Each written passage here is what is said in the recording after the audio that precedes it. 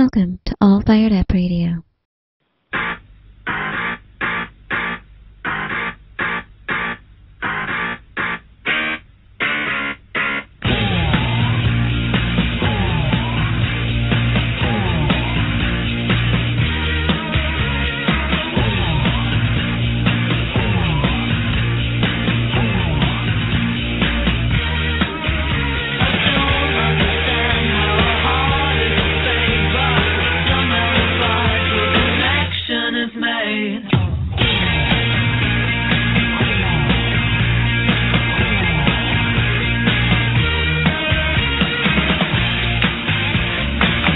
Bringing power through integrity from the belly of the beast, your host and conservative connection, Dr. Jim Robbins. Hey, everybody. Good morning. Happy Wednesday. This is Jim Robbins, senior editorial writer at the Washington Times. You have the conservative connection here on All Fired Up Radio. B is out today. Producing today is George. How you doing, buddy? Good, sir. How are you doing today? Doing awesome. How's everything down your way? A little hot. Otherwise, it's pretty good. How's it about you? Yeah, hot here, too. I blame Al Gore, as usual. You know? Yeah. I was reading something interesting today about that. You know, people are saying, like, oh, this is what global warming looks like and so forth. But, you know, in Europe, they're having, like, really cool temperatures and it's raining, and they're talking about how the London Olympics is going to be soggy and stuff like this. So you know, they say, oh, it's global warming, except it's not global. Yeah. It's just here.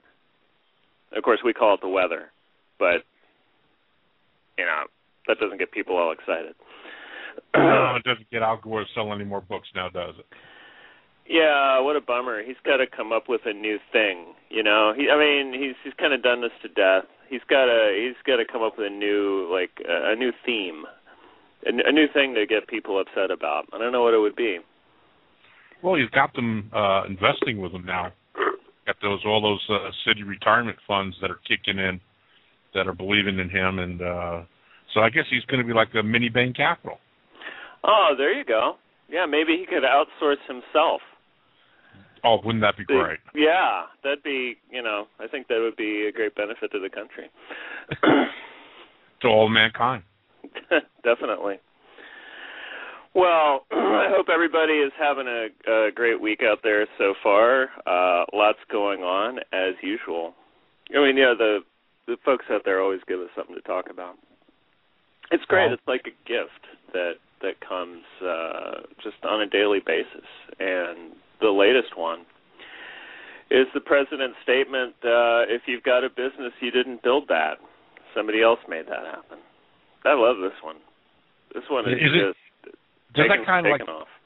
That kind of goes against the saying of, you know, if you build it, they will come. So I guess the president is saying, you didn't build it and they didn't come. That's right. In this economy, yeah, definitely. No one's showing up, but you didn't build it anyway. So I actually saw someone had a meme out on the internet with that, with the people standing in the cornfield, you know, from Field of Dreams, talking to the ball players, and the ball players are like, "You didn't build this." Yeah. I love it when you really know when the president has made a hit, when he's really penetrated, when you see all of the memes popping up on the internet. Yep. Like when the thing about eating a dog, that was a huge one. There have been some other ones recently, but yeah, this one is good. I did one last night with Bachman-Turner Overdrive, you know, taking care of business. Just a picture of them, but, you know, with Obama say, you didn't make that happen. You know? Somebody else did that. You're not taking care of business. What are you talking about? So, I mean, but it's, you know, what do you expect for the guy who won the Nobel Peace Prize just for showing up, you know, for nothing? Well, exactly. Somebody else made that happen. You know, yeah, he didn't do that. He didn't build that, the Nobel Peace Prize. He just showed up. Yep. So, yeah, that's what he thinks. I mean, it just makes sense to me. Somebody's going to have one killer book when this president's all said and done with all these stupid sayings that you could write about. Oh, you would think. You would hope, anyway. But, let's hope that's early next year. That people can get to work on the post-Obama book. And I do want to talk about the election a little bit later. But, yeah, the speech that he gave at Roanoke, and there's some question whether he was off teleprompter when he was talking about this, because he is going off teleprompter now. And that can only be good because he has so relied on that thing to be his voice. And now he's, I think for campaign purposes, both just probably for the ease of doing things, because it's hard to, get everything set up and going and stuff when you're doing these small stops everywhere. And yes, he's got all these advanced people out there working for him and stuff, but there have also been incidents where the teleprompter fell down or it broke, and then he's just standing there. I mean, there are these videos out on YouTube, you can see them, where he has teleprompter failure, and then he just kind of stands there and doesn't say anything while someone fixes it, which, it just goes to show the guy really doesn't have a lot to say unless it's scripted for him. I mean, anybody can, if you're a real speaker, if you're, somebody who's used to doing that, a professor or someone who's on a radio a lot or just someone who talks for a living, you know how to improvise, I mean, heck, I that's what I do. I'm doing right now. I'm just making it up, right? But you know how to do it. I've hosted events where, for some reason, a speaker was late or something was happening where you have to fill in, and you fill in. I mean, you just say stuff to keep the crowd energized and interested, and it's not just this awkward, dead space where nothing's happening. But rather than do that, we have examples online of where the president is just sort of standing there waiting for something to happen, while some flunky is fixing his teleprompter so he knows what to say. Well, now he's going off teleprompter more, apparently, according to reports. He's got notes. Well, notes, we'll see if that works for him. I mean, that's the way Reagan did. I mean, Reagan just had note cards. That was his thing. 3x5 or 2x3, whatever size cards he had, just with a few key concepts, and then he would just go because he was Reagan, Of course, he was a trained actor. He knew what to do, but he also knew what he wanted to say because it was right there in him. It was a part of his intellect. It was in his brain. He would just make a little note, capitalism or something, or, mention freedom. And then he would just extemporize for a while because he was Reagan, and it always came off great. Well, the cool thing about that is when you extemporize, people are hearing what you really think. So when Mr. Obama now hopefully will be extemporizing a little bit, we'll get more insight into what the man really thinks because he won't have some carefully crafted message that his speechwriting team and his political advisors and other flunkies have poll tested and said this is exactly what you need to say. He's going to slip up and let us hear what he really thinks. And in this case, when he talks about this, you didn't build your business, well, we're hearing what he really thinks. Now, the defense that the White House and other folks are throwing out is that he wasn't talking about the businesses per se. You have to put it in the context of his overall speech.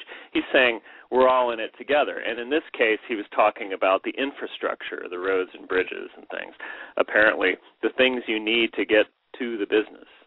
And he did say later, the government invented the Internet so that businesses could take advantage of it, which is there are about three things wrong with that statement.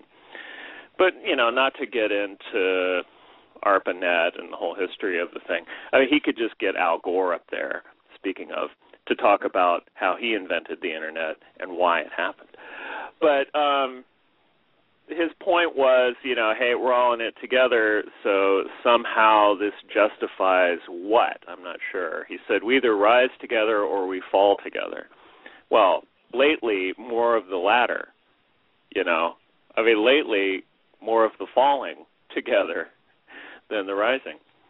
But it's just this collectivist message is really what bugs me about it. I mean, if you want to get into the details about what did he say the small business owner didn't actually build his business? Well, that's a pretty dumb thing to say. Could he even believe that? I think that at some level he does. We've seen this from Elizabeth Warren in Massachusetts, this theory that, everybody owes everything to everybody in an economy or in a society, that, from the least able to the most able, that the individual is really nothing because even an individual of ability is building based on that which others have done before. And the president he went into this. He thought, well, you owe it all to the people who built the country. You owe it all to the people who built the economy. And I agree with that to a certain degree. I was sure. Of course, we owe a lot to people like George Washington, Benjamin Franklin, Thomas Jefferson, John Adams, Patrick Henry, you name it, right? All of the founders and all of that generation, sure, we owe a lot to them. And to the generations that kept the torch of freedom burning ever since. Yeah, I agree with that. But how do we get from there to the notion that today, because of all of the great things that great individuals in and out of government did in the past, somehow we owe Mr. Obama more taxes, we owe him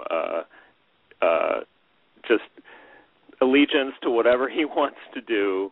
How does he make these logical leaps? Like, we're all in it together, so we're all in it for everything, for every crazy idea, for every, collectivist notion. We have to support it. I just, I can't get that far with him on that journey. It's one thing to acknowledge that, a lot of great things happened in the past, and, I can't go out and patronize my local small businesses without walking down a road. That some government at one point or another laid asphalt down, using my tax money to do it, by the way. That's the other part of the equation that I don't think he quite gets, is that government didn't come first. We came before the government, and the government exists off of our effort, not vice versa. The government is there to serve us. It uses our tax money or money borrowed in our name that we later have to pay off, or generations still to come have to pay off. So, how's he getting from A to B? I don't quite get it. But again, this is an insight into how the man thinks. To Mr. Obama, the government is the center of everything. It is the source of everything. And the more power it has, the better, particularly if he is the president. And this is completely backwards. You have small business owners investing their lives in life savings and trying to make a go of it, and fettered with things like Obamacare or a shifting pattern of federal regulations or the highest business taxes in the world, which we're about to have as soon as the law changes, and things like that. So how is that really helping them?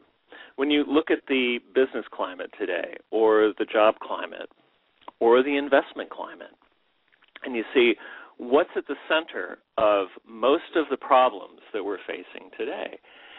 And it's not that Americans are less innovative. It's not that the profit motive has suddenly gone away. It's not that people, for some reason, don't want to work.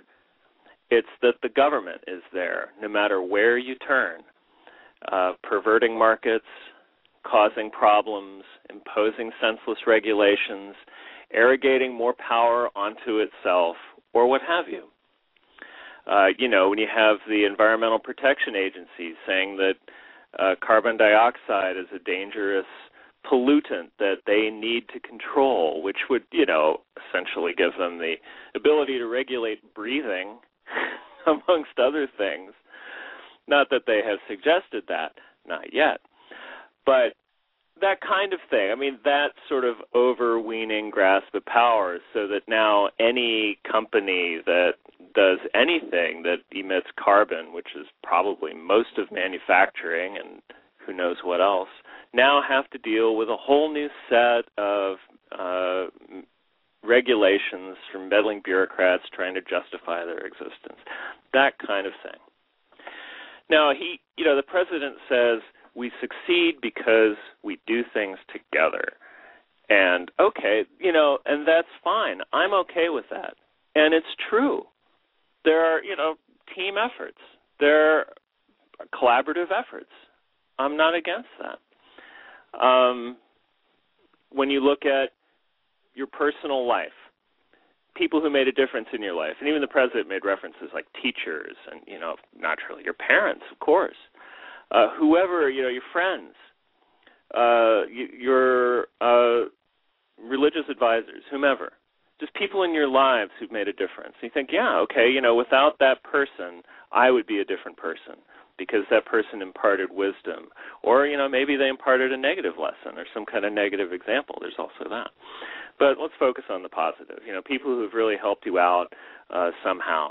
Or professional colleagues, who's someone you worked with and said, wow, I really enjoyed that. We've really done a great job for our company or for whomever. Those kind of bonds, the trust, the fellowship, all of that kind of stuff, family bonds, what have you. Yes, those are critically important in your life. But that's not what he's talking about. What he's talking about is this just overarching notion, collectivist notion of just like everybody owes everything to everybody else. Nothing personal in your life, nothing that you can point to, just this general sense of like, well, everybody owes everything to everybody, so pony up more in taxes. So submit to more regulation. So do more for the people who aren't doing anything. This kind of notion, that's really what he's talking about. Yeah, he can mention things like teachers and so forth. But, when he mentions teachers, all he's thinking about are teachers' unions. Did you see that story about how in Chicago the teachers' unions wanted a 30% raise? 30% in an American city that's not doing great. I mean, it's not Detroit yet. Maybe it's headed that way. I don't know. But they want a 30% raise.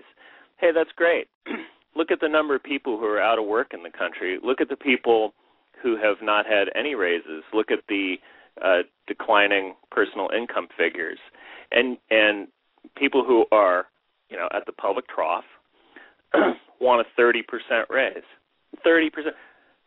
The city came back with something like, well, we can manage 2%. But, 30, are you kidding me? It's like the union or an arbitration group, I think it was, came back with something like, well, how about 20%? And the union's going to vote on it. And the reports I saw said that the union was going to reject it. Take your 20% raise and shove it. We want 30%. Or we're going to strike. Hey, where's the spirit of we're all in it together that the president was talking about? Hey, aren't you the teachers who are supposed to influence our young children's lives? And how are you going to influence them? By saying that in tough economic times, you got to ramp up the greed? I mean, what exactly is the message we're getting? Okay, so that's just an example, though, of what we're talking about. So, okay, on the one hand, the president wants us all to, have a sense of self-sacrifice and to, we're all in it together, we rise and fall as a nation. But one of his favorite pet pressure groups, in this case, Chicago teachers, are saying, hey, we want a hugely larger piece of the pie than anyone else could expect, and we want the public to pay for it even though the city can't afford it, and if you don't like it, we're not going to do our jobs and we're not going to let anyone else do them. So why isn't the president out there lecturing them? Why isn't he hectoring in his own town? Well, one of them, right? up there in Chicago where he made his bones politically, as a community organizer. Why isn't he up there giving these teachers' unions a sense of perspective? Well, okay, I don't know why. So, obviously, because they're going to vote for him. He doesn't want to torque them off. He doesn't want to get into this. It's an election year. Heck, he wouldn't do it even if it wasn't an election year. He's probably saying, hey, go for it. Go for that 30%. You guys deserve it because you're a solid member of my coalition. So, that's how politics works in the Obama era. So the type of relationships he's talking about, these personal professional bonds, that's not what he's talking about. He's talking about the government. He wants the government to be your partner in everything. And this gets down, as I said in the beginning, down to sort of his basic point of view about freedom, the free market, capitalism, and business, and so forth. Capitalism is something that grows out of the notion of free association and freely trading and the ability to invent and innovate and to profit from your individual efforts of invention, innovation, or even hard work. And the president said, oh, you think you're a success because you worked hard? Well, there are a lot of hard-working people out there, he said. And yeah, there's a lot of people out there who want to work hard too, but can't because there are no jobs. Yeah, okay, fine. Well, he promised he was going to create a lot of jobs. Of course, the president cannot create a lot of jobs, and it bugs me, whether it's a Republican or Democrat, when they talk about, I created jobs. No, you happened to be there when jobs were created. You had nothing to do with it. Unless they were government jobs, which is the only kind of job the president wants to create, because he said the private sector is doing fine. Okay, you go back and check that speech out from a few weeks ago. We quoted at the paper, whenever possible, the private sector is doing fine because it's creating fewer jobs than the number of people going on Social Security disability payments per month now. That's how weak it is. You say, well, at least it's not losing jobs. No. It's just not keeping pace with population growth or even keeping pace with the growth in disability payments. But of course, the president would say, hey, those disability payments are a stimulus for the economy. No kidding. That's what they say. Food stamps are a stimulus. Unemployment payments are a stimulus.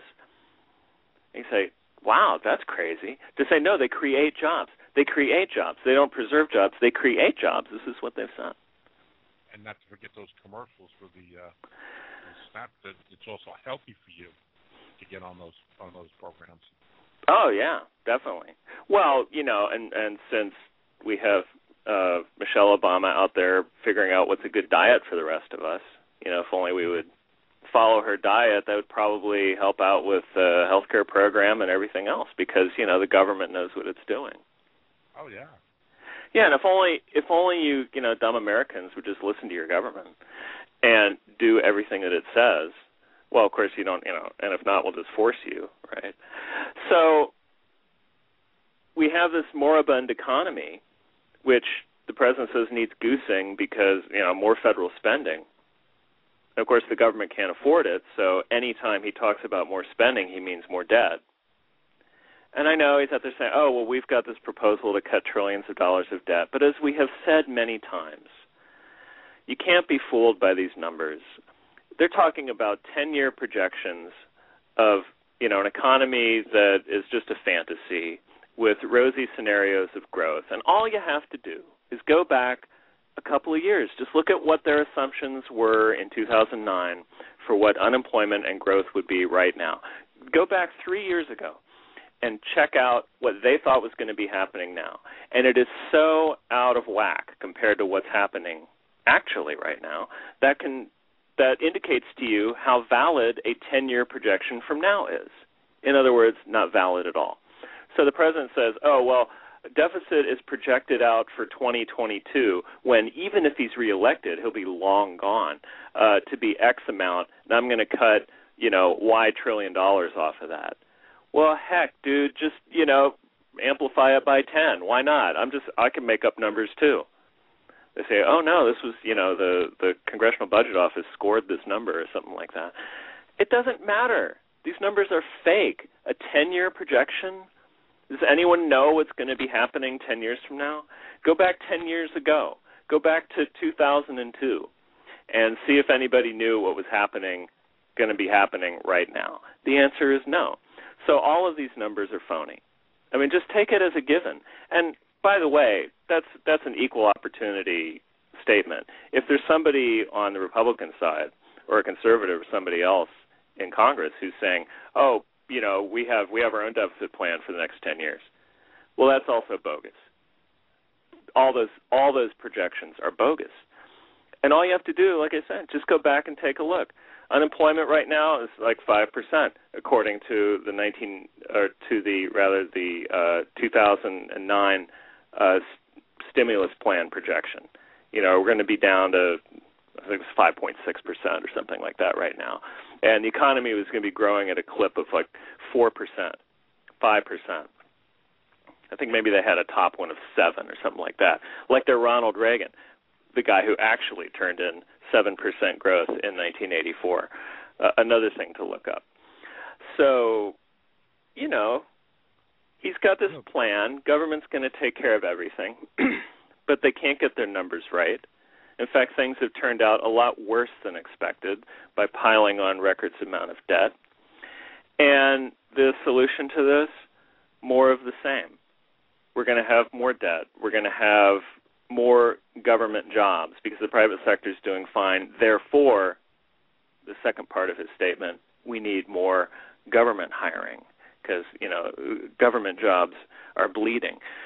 Why are there fewer government jobs, at federal, state, and local? Because they can't afford them. And that gets back to the point we were making before. The states and the cities, they can't afford these jobs, but they can fire people, and they are, in order to balance their budgets. Sometimes it's a constitutional requirement in their states that they balance the budget. Pretty darn good idea. And then we get into Wisconsin and that whole discussion. But I don't want to go down that road. You already know that story.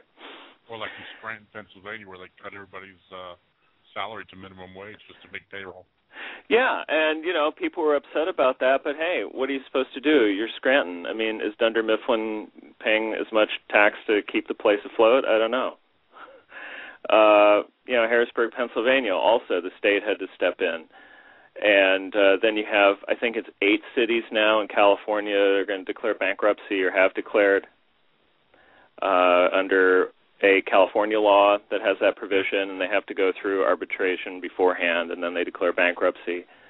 Okay. But they are going to turn it around because they did decide they're going to spend, $68 billion to build a light rail or a fast rail that goes to nowhere? Yeah, I know. High-speed rail. Good idea. That's going to create jobs. Yes. Yeah, we're not broke enough. Let's build a high-speed rail, and the first section is going to go to this one farming community that has like 100 residents, and it's going to end in another farming community that has like 70 residents. Yeah. So that's a big ridership that's going to have big pull-in, and you're going to save the day on that tax money, aren't we? Yeah, exactly. But what is it really? It's what the president calls stimulus. What they're really doing is just they're finding a reason to spend a bunch of borrowed money. Because again, this isn't real money.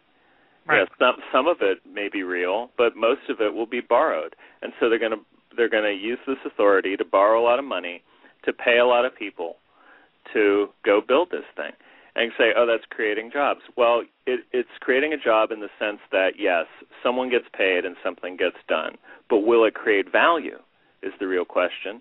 And, who's predicting that the ridership for this thing is going to make that money back? I don't think anybody.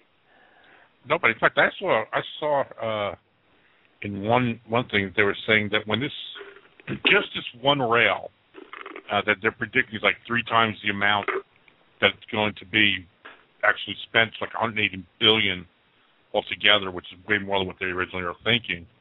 But even just this one section of train, when it's all done, is going to take more in 1 year to maintain than the entire New York subway system in cost. What a great statistic.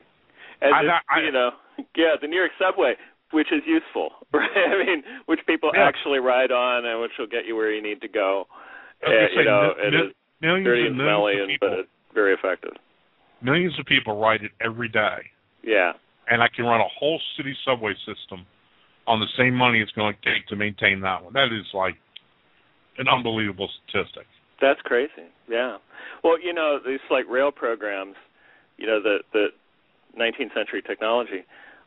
Hey, I like trains. I ride them when possible. It's a convenient way to get from Washington to New York. I'm not getting down on trains so much, but the point is that as infrastructure projects go, it's something that the left has suddenly discovered. It's like, what else can we spend money on? We've done highways, and canals aren't coming back. Although at some point they're going to figure that out too. They say, hey, you know what we need? More canals. Yeah, but we're making so much money on Amtrak, so let's build another train. Oh yeah, well the Northeast Corridor of Amtrak is great. It gets you where you need to go. It has a high degree of ridership, and it's financially viable. It's the other parts of Amtrak that aren't doing so well and that have to be subsidized. So now, high-speed rail to nowhere, and then light rail in cities. That's the other thing, because they can't underwrite more subways necessarily, although some of that is going on too. But what they figured out is, hey, what's a good way to do it that costs a little bit less, but we can still have costly infrastructure programs that will create jobs that need to be maintained? Let's build light rail. Above ground. Let's build trolleys everywhere. Yeah. And in cities, this is the latest fad. Okay, fine. So the tracks that were torn up 50 years ago, they're going to lay them back down, and it quote unquote creates jobs. But it's the kind of jobs that, in the president's mind, are the only real kind of jobs, which are these government subsidized jobs that for people who will be dependent on the state. And so fine. Getting back to the major point though is when we look at the shape of the economy now, where job growth is now plummeting, where GDP for last quarter was under 2%, and in this quarter, and that the number for the next quarter is coming out in about a week. We'll find out what happened in the second quarter, but it's going to be dismal. And why is this? Even in 2010, there was higher growth than what we have right now. So the number of jobs being created, down, and heading towards the negative. The GDP, down, and perhaps heading below 1%. We will find out. The general business climate is bad. Consumer spending is down.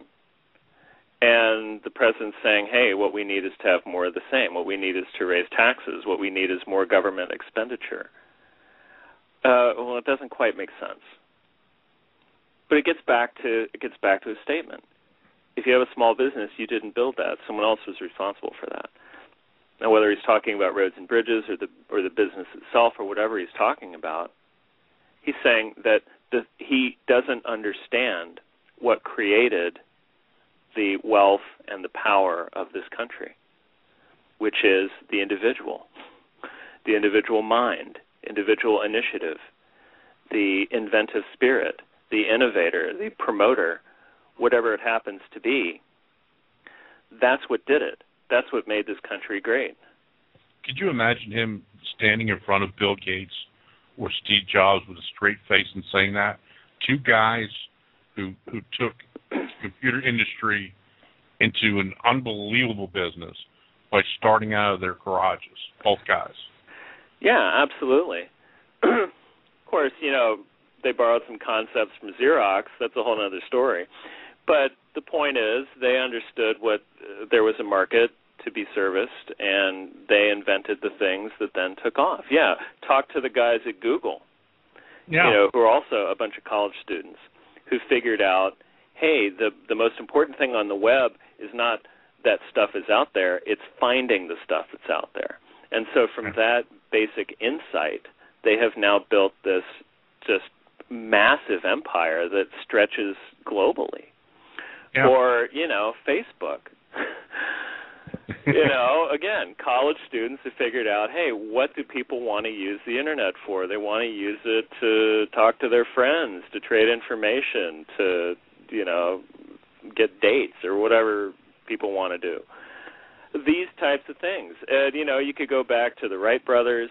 The Wright brothers, they should have waited for the government to build airports. You know what I mean? Yeah, we'd still be waiting. You say, hey, you can't invent that plane on your own. You got to wait for us to, come up with the FAA. Then you can invent your Wright Flyer. Or, Henry Ford, making his first car using a tomato can for a carburetor. Or, you name it. Just all of the great inventors, the great innovators, the titans of industry, whoever they are, but all the people who made it, not just without government help, but fighting the government or despite the government. Where is this notion that what the government does is really beneficial to business? Now, I know about health and safety. Oh, you want to have poisoned meat or something like that. No, of course not. That's not what we're talking about. What we're talking about are just the countless vexatious and unnecessary regulations and taxes and ways that the government imposes itself on businesses on a daily basis. All the things that they have to do. I mean, you can't start a business these days without a tremendous paperwork burden and, legal burdens and just regulatory burdens, everything that you got to do just to sell your widget. And it's no wonder that wealthy people are announcing their citizenship and taking off because, they've been called the enemies of the country. It's no wonder that people just look at business and say, to heck with it, it's just not worth it. And that growth and innovation are winding down. Because the more burdens you place, I mean, it's the free market. It's just cause and effect. The harder you make it for people, then the fewer people are going to get involved in it. And every time somebody who has that spark or just that inspiration or something, every time that's snuffed out, we all lose. And when you want to talk about being all in it together, what we really should be doing is figuring out ways to make the economy what it used to be, which is not an engine for, it's an engine for growth, an engine for innovation. It's a playing ground for the geniuses to go out there and make things, for the innovators, for the entrepreneurs, for the people who really create wealth, for the John Galts of the world, to not go on strike, but to look at America and say, you know what, that's where I want to go to make my fortune. That's where I want to go to start a business. And I'm going to hire people or I'm going to invent something that will change the world. And stop with this rhetoric of, the rich people are evil, that big business is evil, how dare you outsource and all this other junk. Maybe people are outsourcing. Maybe Obama is the reason, like, wow, you're looking for cheaper ways to do things overseas. Well, no doubt. Why not? That's business. Make it cheaper here. How are you gonna combat that? We're going to combat outsourcing by having the highest business taxes in the world. Oh, good plan. Hey, that's a brilliant plan, because that way you can have higher taxes on a shrinking pie. You can just keep ramping up the amount that you're taking from a dwindling sector. Hey, that's really good. It reminds me of that Other People's Money, that movie Danny DeVito was in. He gives this wonderful speech about, he's a corporate raider. And he says that, the worst thing you can be is be the best company in a dying industry. And that the manufacturer of the buggy whip, there probably used to be hundreds of them. And that the last buggy whip company probably made the best darn buggy whip you ever saw, before they went extinct. So, that's a good approach.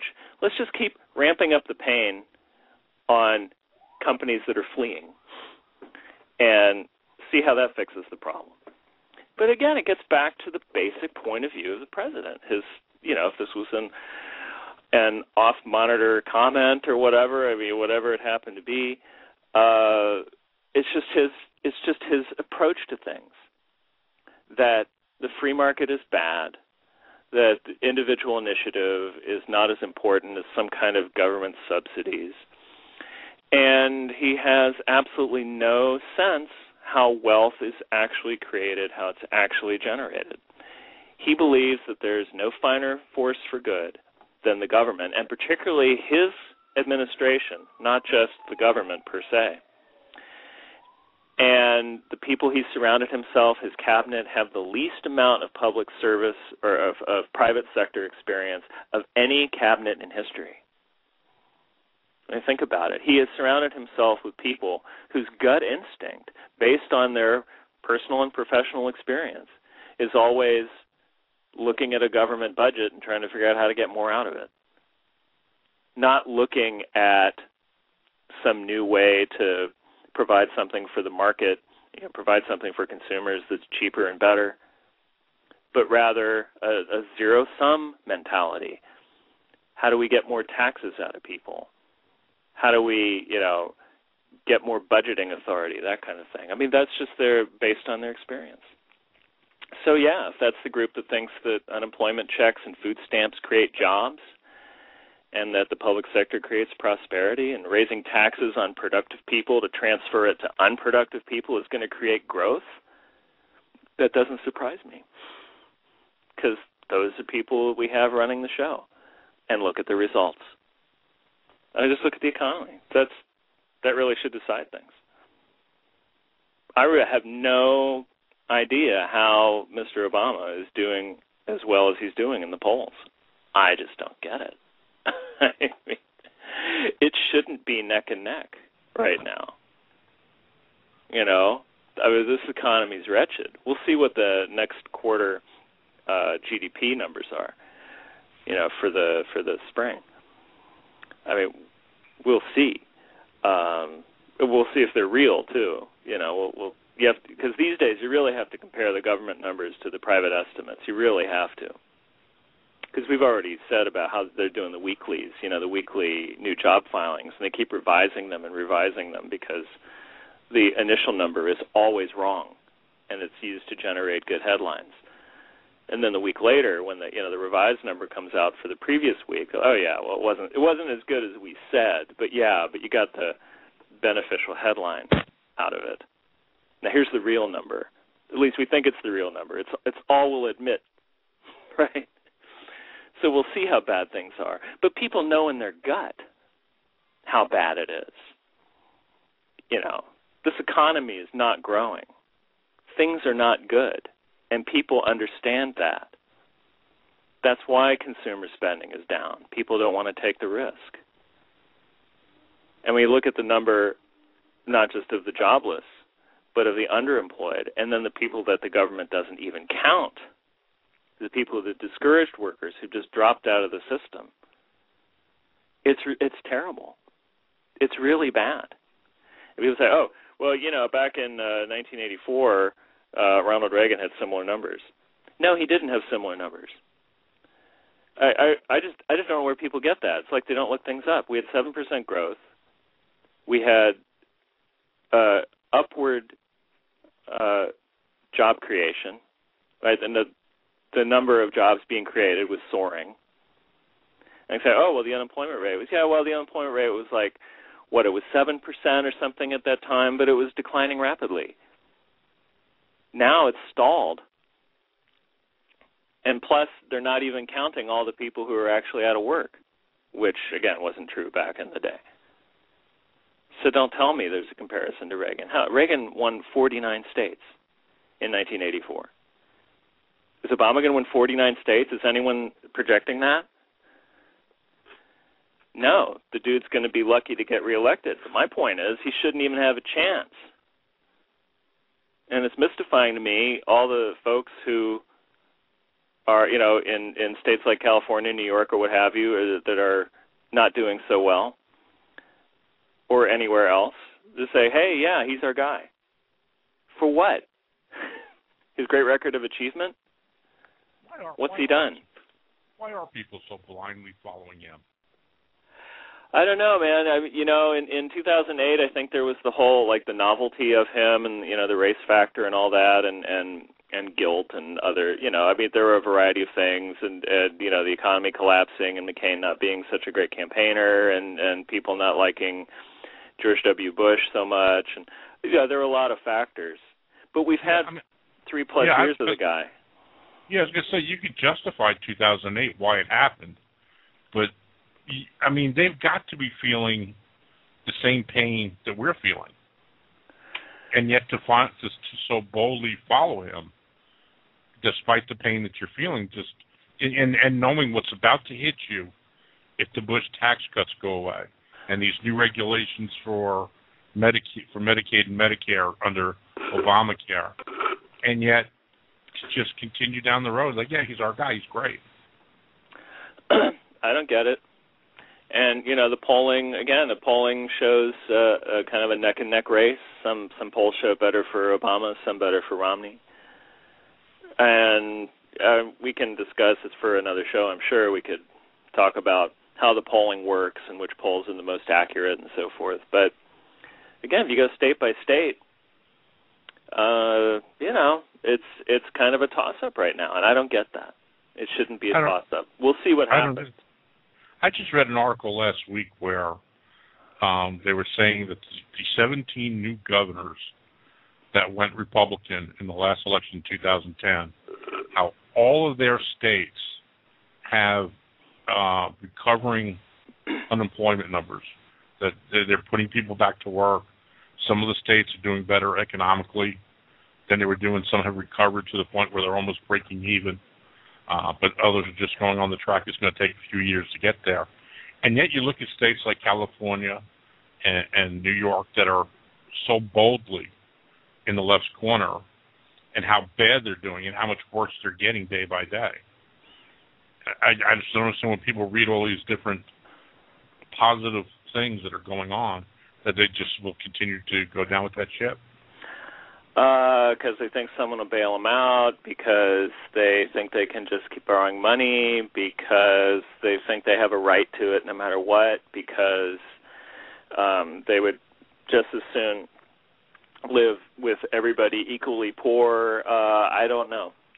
It's mystifying to me. Yeah, it is. It really is.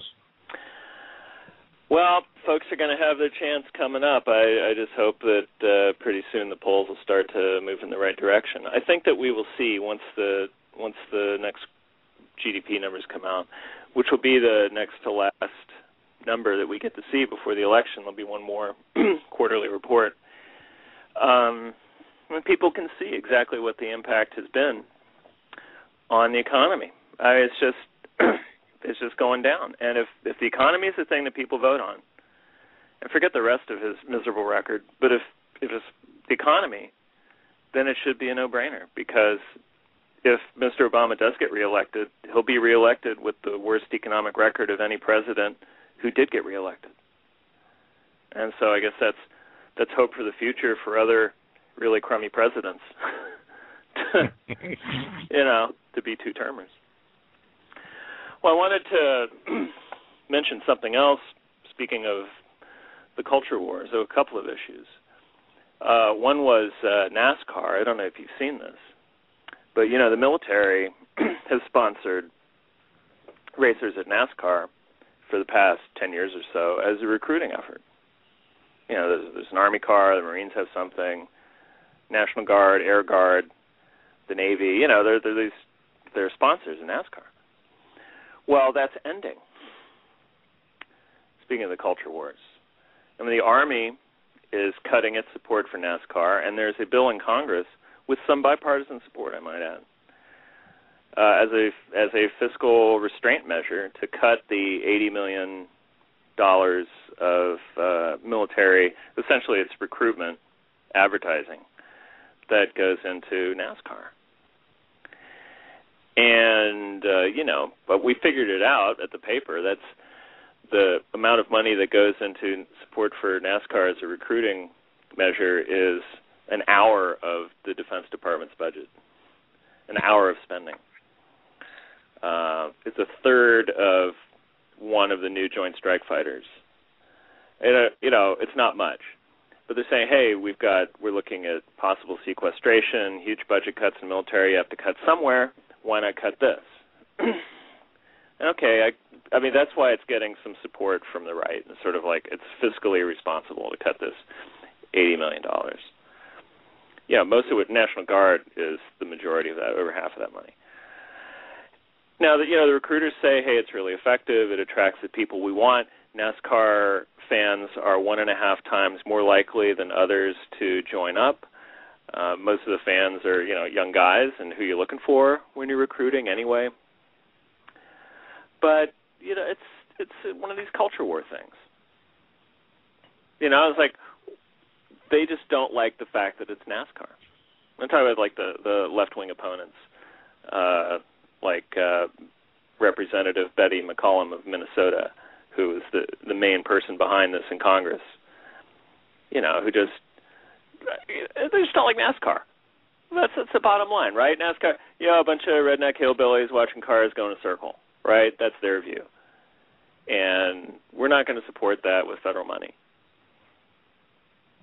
Now, okay, well, hey, the Corporation for Public Broadcasting gets 5 times that amount. PBS, they'll support that. Okay, that's fine. Hey, I'm not against PBS. I watch a lot of those shows. If they weren't publicly funded, I'd be even happier about it. But, hey, that's the bottom line. They just don't like it. And now, and there was a report today in the Washington Times, which is really the only newspaper you need, that the NASCAR drivers are now banding together to try to keep this going, to keep military support for NASCAR going. And I'll bet you, I'm just wagering. I don't know. We can take this bet or not. I will bet you that somewhere down the line, if this just is a no-go, and the administration and the Pentagon and their supporters in Congress will just say there's no way we're going to support you guys, I'll bet you there'll be drivers who will just put the Army or Marine Corps or Navy or Air Force logo on their car anyway, just as a support the troops thing, or a yellow ribbon or whatnot.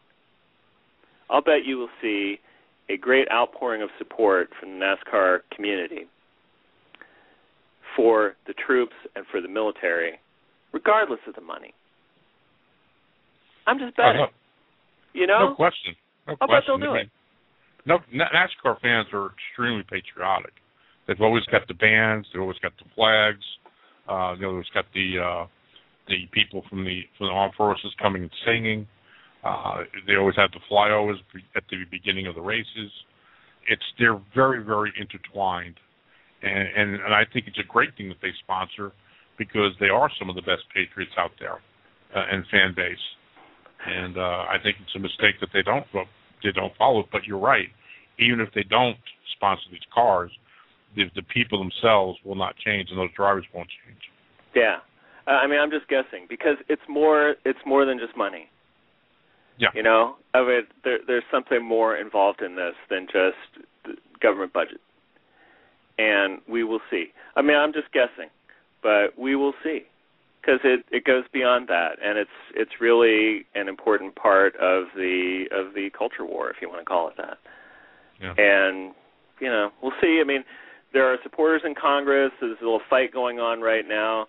The chairman of the House Armed Services Committee, Buck McKean from California, is leading an effort to try to strip out the sports sponsorship ban from the bill. Oh, by the way, in this bill in Congress, it not just bans support for NASCAR, but also for things like fights, extreme fighting competitions, or sport fishing.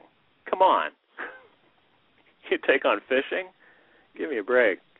But they're going to ban all sports sponsorship / advertising except for like high schools and sort of nonprofit stuff. So we'll see.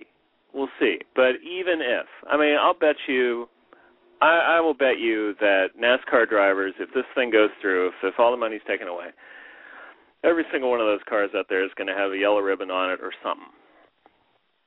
there's something on their cars saying, hey, we support the troops, regardless of what Congress is doing, regardless of what the Pentagon thinks is appropriate, regardless of what the White House thinks, regardless of what the other side in the culture war thinks, that they're going to support the troops. I'm just guessing. We'll see about it. I mean, I'm suggesting as well as guessing, but I think that idea is already out there, I would bet. So we'll see. The other noteworthy thing, and we have an editorial on this today in the paper, about Boy Scouts. Don't know if you heard about this news. This has gotten a lot of response in terms of comments and people on both sides on the paper, but that the Boy Scouts on Tuesday, yesterday, after a 2-year review of their policy that excludes homosexuals from membership and leadership positions, have decided to retain that policy. A unanimous conclusion of a select committee called absolutely the best policy for the Boy Scouts. And of course, they're getting pummeled now by folks who oppose that policy, call it discriminatory and what have you. But the Boy Scouts were supported in a Supreme Court case, Boy Scouts of America v. Dale, in 2000, which directly addressed the policy. I mean, it had been challenged before and at the Supreme Court level by people who said that, hey, this is discriminatory. And, in a sense, you could say discrimination, it's making a choice, if you want to call it that. But what the court held, and this was, again, a 5-4 decision. The decision was written by Chief Justice Rehnquist. Good old Rehnquist, boy, he was great. That guy, he did some good work on the court, I mean to tell you. A Nixon appointee. But wow, he got the job done for years. And in any case, so he wrote the decision and saying, and this is the key thing, that it really hinged on the First Amendment right of freedom of association. But here's the key thing that he wrote, that the freedom of association, quote, plainly presupposes a freedom not to associate, unquote. In other words, if you want to engage in the freedom to associate with a group of people for a specific end, whatever it happens to be, political, social, economic, educational, religious, or cultural, according to the court, then that means there are people who do not support your agenda that you need to exclude. That you need to, because otherwise it will screw up what you're doing. You can't say, well, the freedom of associate means you have to take everybody. But how could that be? It's like, the freedom to associate for a religious end means that you are mandated to accept atheists into your group to cause trouble. Or, if you're a Christian group, then you're mandated to accept, people who aren't Christians into your group for some reason. Assuming they would want to be. I mean, in a reasonable society, folks would have their own groups, right, and just do their own thing. But no, this is our society where everybody intrudes on everybody else's thing.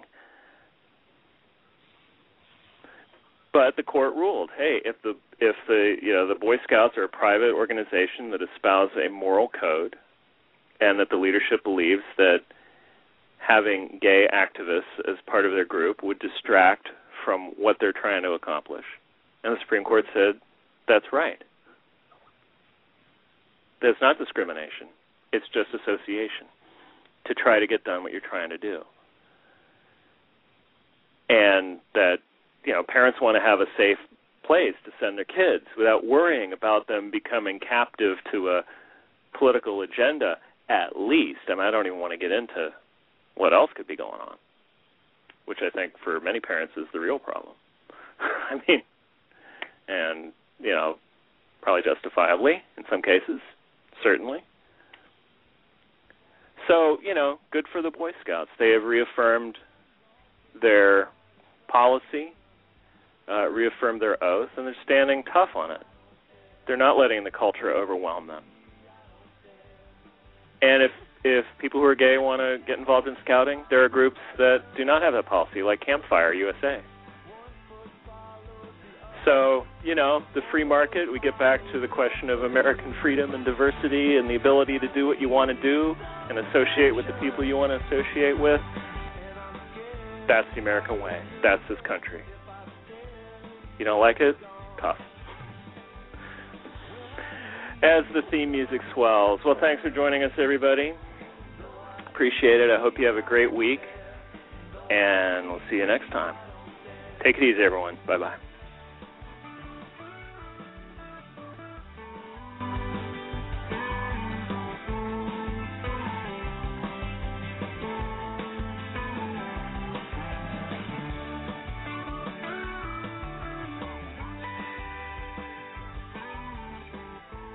Conservative Connection with Jim Robbins is an All Fired Up Radio original broadcast. To find more Conservative Connection podcasts, go to www.allfiredupmedia.com.